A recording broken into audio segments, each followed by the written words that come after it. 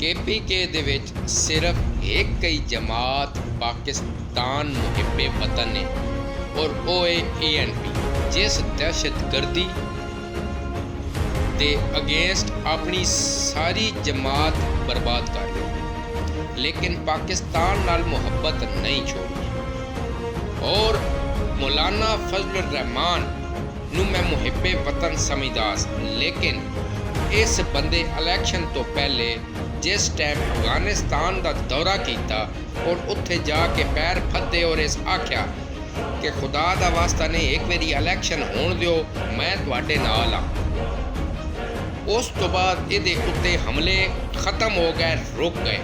मौलाना फजल Rahman election तो बाद उस इलैक्शन तक उस इंतज़ार किया कि मैंने 5-7 सीटां लभ पैन, लेकिन उन सीट जिस टाइम कोई ना लभी और वो वादा किया होया, क्योंकि सारे नूं समझ आ गई कि बंदा डबल चाल खेडन लगा। इस बंदे पाकिस्तान में खालिफ बयानियां शुरू कर दिता, इस दे उत्ते हमले रुक गए। हुण इस टाइम उन्हां तो इनू कोई थ्रैट नहीं, कोई दहशतगर्दी इहदे ते हमला नहीं हो रहा।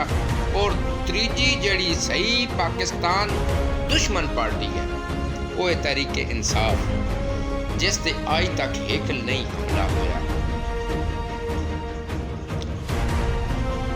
PTI दे विच अगर कोई मरिया तो अपनी जाती दुश्मनी की वजह तो मरिया, इस तो अलावा कोई बंदा नहीं मरिया KPK दे विच।